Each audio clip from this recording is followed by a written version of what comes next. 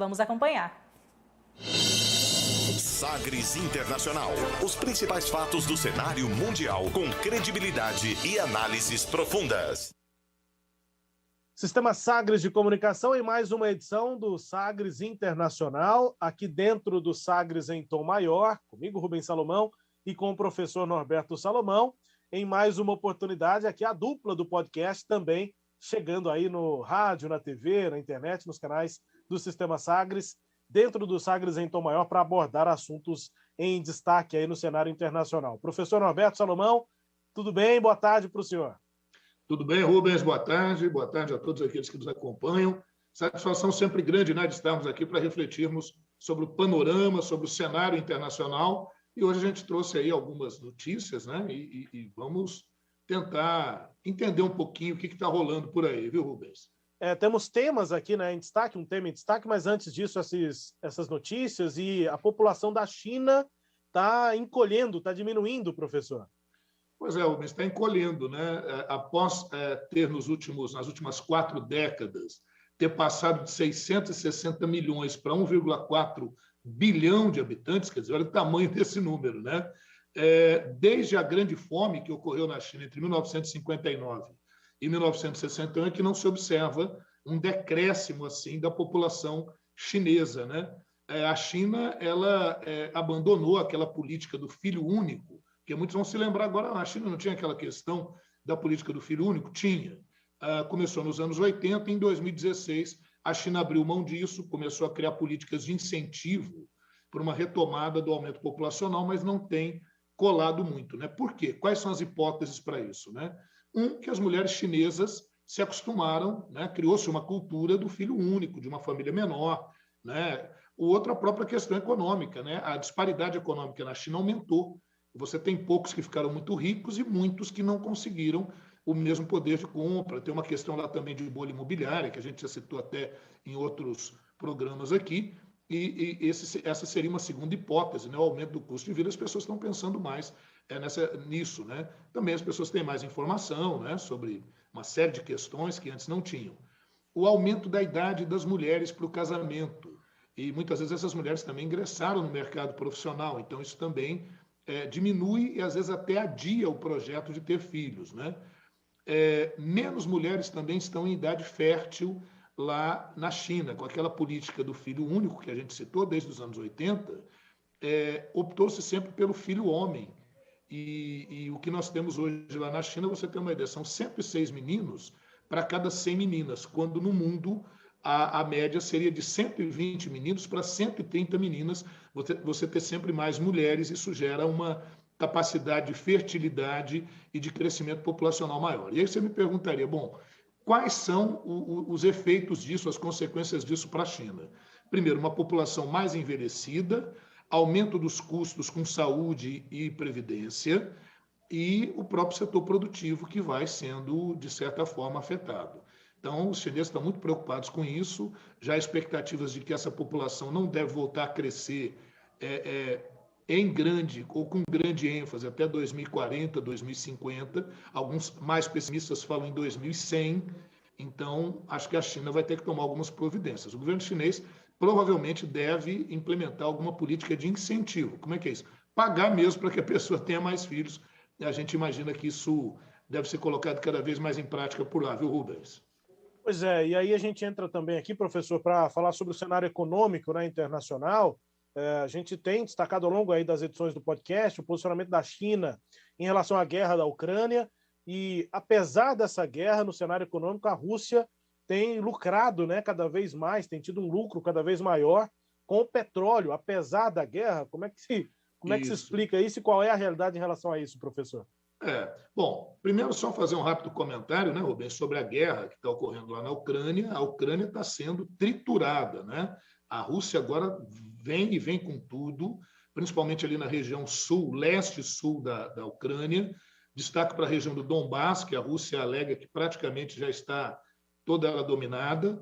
Há um ponto em que estão ocorrendo combates muito duros e com vantagem para os russos na região de Severodonetsk, ali na região de Donetsk, né, na região leste da Ucrânia, onde estão as áreas separatistas de Luhansk e Donetsk. e a coisa vai se apertando. Outra questão com relação a essa guerra, rapidinho, é a questão do Putin estar bloqueando a exportação de grãos.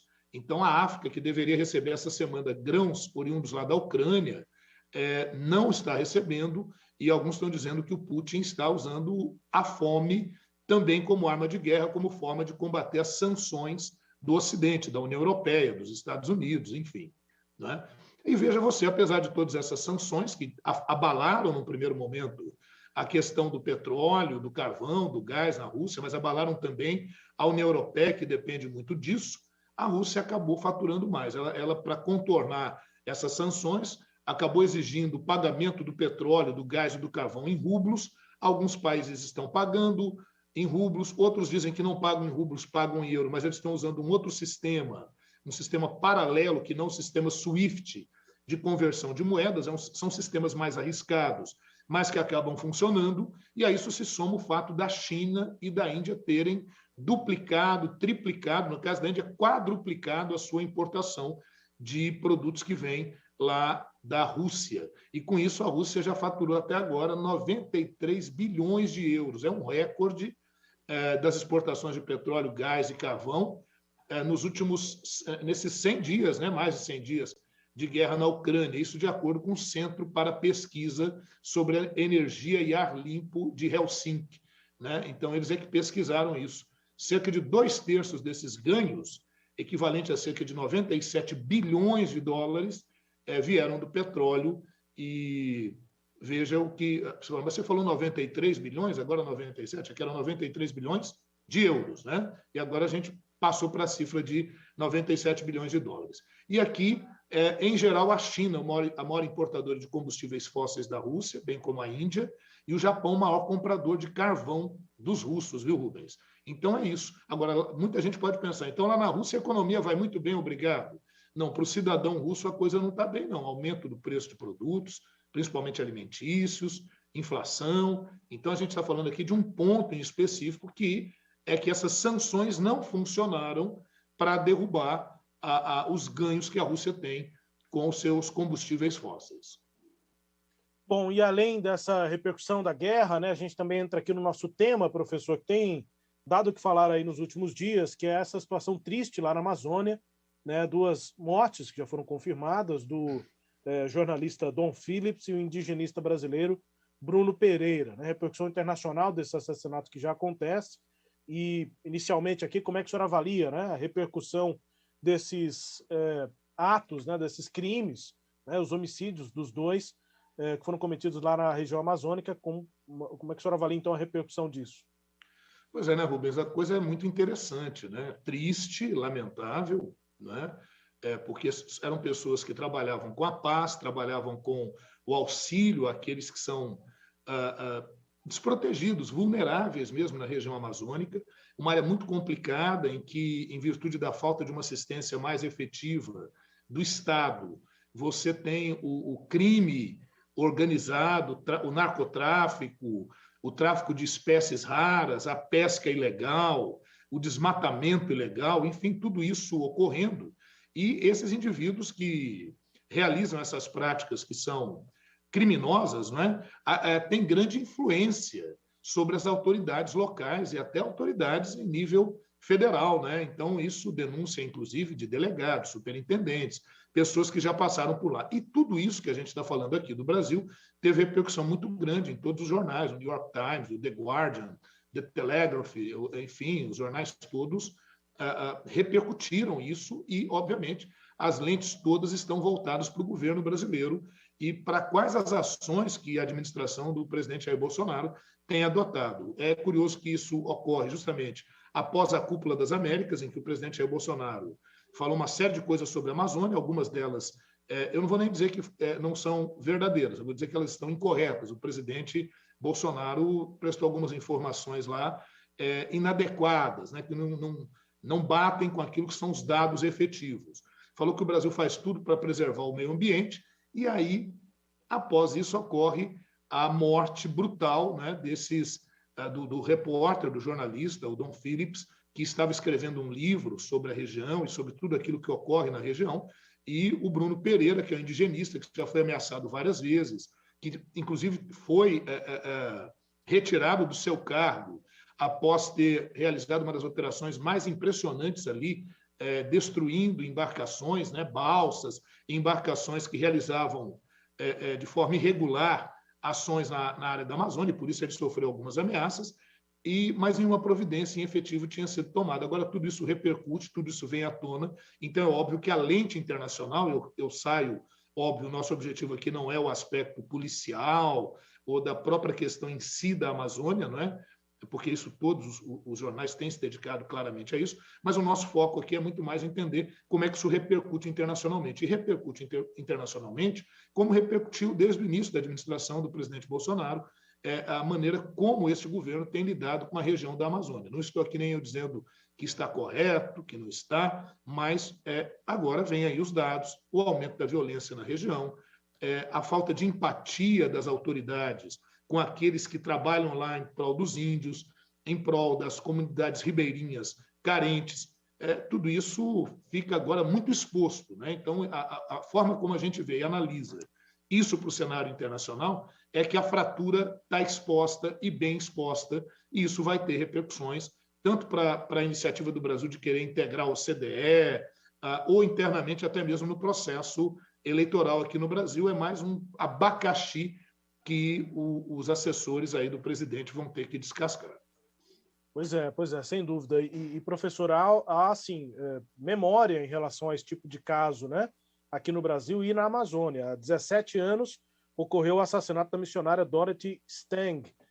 Esse nome, né, para muita gente aí que acompanha o noticiário há algum tempo, não vai ser um nome estranho, né? A gente falou sobre esse nome, sobre esse caso, mas há um bom tempo atrás. O assassinato ocorreu, portanto, há 17 anos atrás, a missionária Dorothy Stang. É possível estabelecer alguma relação entre aquele caso da Dorothy e agora o caso atual? Né, Rubens? Porque também ela é estrangeira, né? Uma missionária aqui em favor da posse da terra, ligada à pastoral da terra, tentando ali, né, na região de forma pacífica, sempre dentro da questão pacífica, mas acabava entrando em choque com grileiros de terra, com elementos que agem, repito, irregularmente na região e que acabam corrompendo, coagindo os vulneráveis naquela área. E ela fazia a defesa desse pessoal. E em fevereiro de 2005, quando ela se encaminhava para uma reunião, acabou sendo abordada por pistoleiros encomendados, né, por esses coronéis, entre aspas, né, lembrando aquela época do coronelismo no Brasil, e acabou sendo assassinada. Dizem, inclusive, 6 tiros, levou 6 tiros.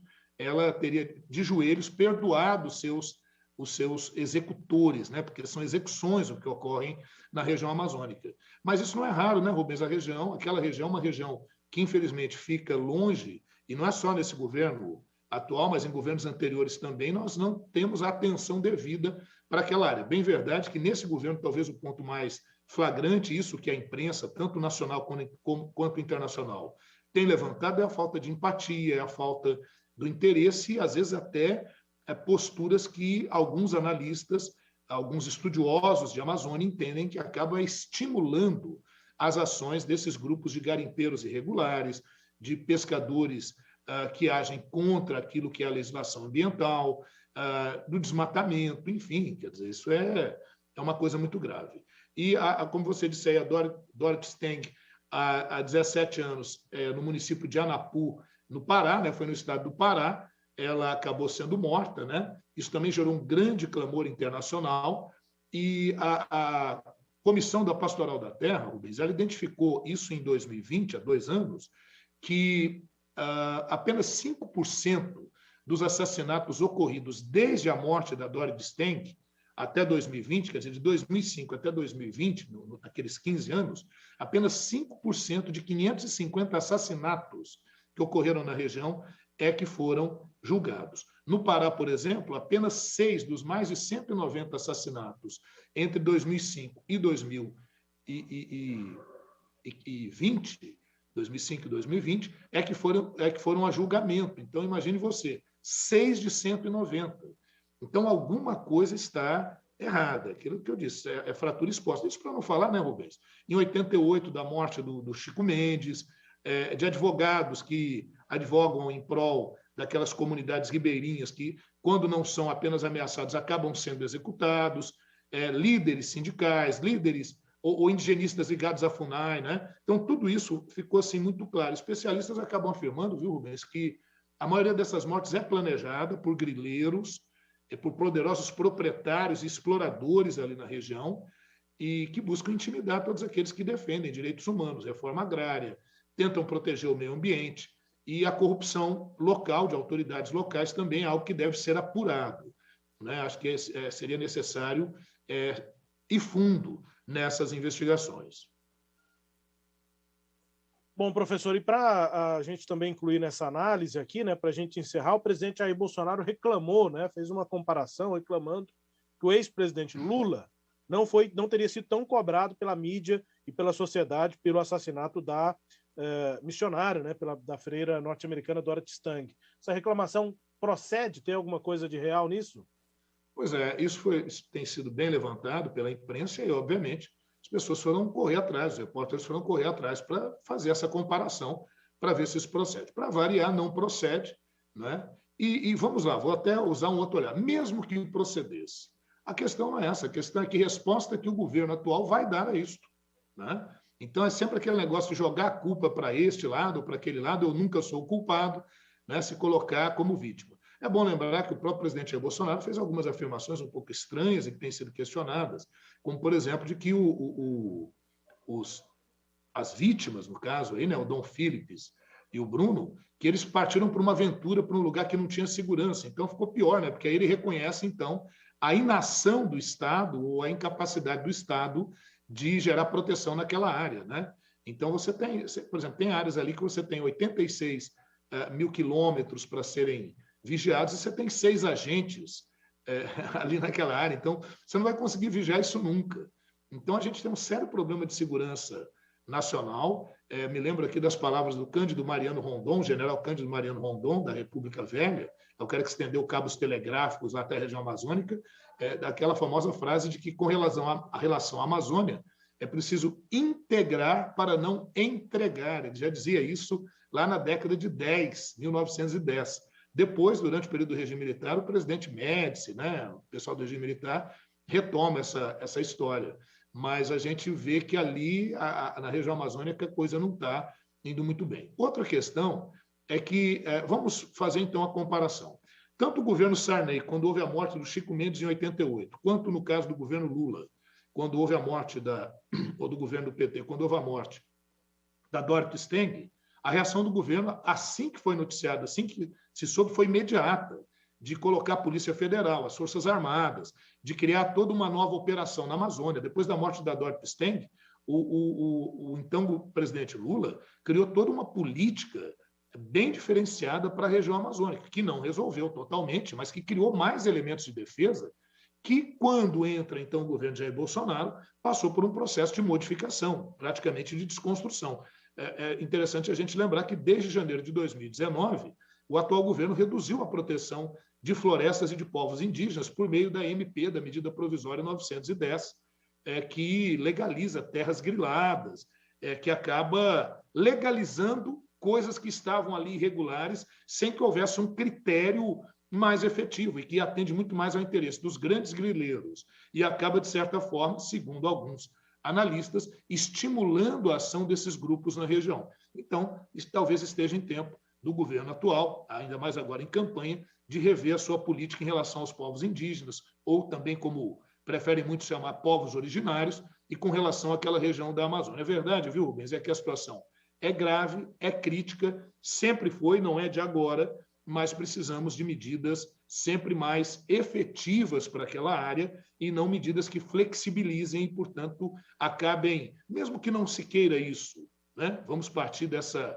ideia da boa intenção da medida, mas ela acaba tendo um efeito colateral muito nocivo e a coisa aparece, a coisa vem à tona e vem à tona dessa forma dramática, envolvendo duas pessoas cuja trajetória é irretocável, uma trajetória voltada para a preservação da Amazônia, para a defesa dos povos da Amazônia, enquanto a gente observa alguns discursos e, às vezes, até ações que acabam se não estimulando, muitas vezes, inclusive, protegendo e justificando a ação do criminoso e colocando a vítima como culpada, o que é uma coisa muito cruel, né? Um discurso muito cruel, né, Rubens? Sem dúvida, sem dúvida. Esse discurso de dizer que aquela era uma expedição, uma aventura não recomendável e nessa linha, né, condenar a vítima, acaba na prática exatamente mascarando esse descontrole, né? O governo brasileiro não tem controle sobre a região, não tinha antes. O presidente falou que gostaria de controlar, inclusive para promover desenvolvimento econômico, né, professor, até com sustentabilidade. Isso está na boca do presidente, ele fala em preservar, mas ao mesmo tempo desenvolver economicamente a região. Agora, para fazer tanto a preservação quanto o possível desenvolvimento econômico, sendo ou não sustentável, enfim, é preciso que o governo tome atitudes que mostrem controle na região. E condenar essas pessoas dizendo que aquilo era uma aventura, que aquilo não deveria ter sido feito, é ignorar, é fechar os olhos para o crime que foi cometido e cometido por quem efetivamente controla a região. Então, seja para proteger vidas, para preservar a floresta, os nossos recursos, ou para gerar desenvolvimento econômico, que isso seja debatido, o governo precisa mostrar mais controle sobre a região, e não foi o que o governo atual, né, o governo federal, mostrou com as suas tantas instituições, né? Pelo menos até agora, né? Pelo menos até agora. O que a gente viu foi justamente o contrário. Superintendentes que fizeram operações para desmantelar o crime organizado acabaram sendo estranhamente afastados, exonerados das suas funções. Transferidos, né? Transferidos, enfim. Né? Agora, é importante, eu acho, né, Rubens, até para a gente arrematar aqui, é que, infelizmente, esse não é um caso isolado. A gente citou aqui alguns casos de maior repercussão, mas essa é uma constante ali naquela região e infelizmente, esses casos têm maior relevância, mas, por outro lado, acabam permitindo, como eu disse, que a ferida fique exposta, e agora cabe aí à opinião pública nacional compreender e julgar e ver, enfim, que caminhos que quer para o Brasil, né? Que caminhos que quer para o Brasil com relação à Amazônia, que caminhos que quer para o Brasil em relação à questão da política de combustíveis no país.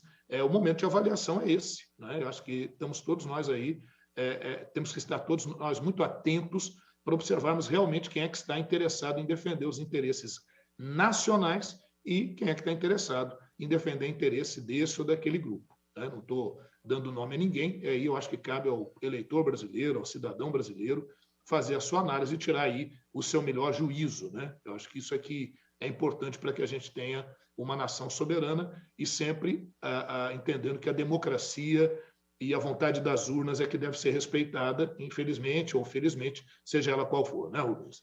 É isso, né? É um tema importante e a gente vai continuar tratando sobre essa repercussão internacional no podcast, encontro que nós temos aqui sempre aos sábados, a 13h, seja na frequência aí do 730M, mas principalmente no seu tocador de podcast preferido.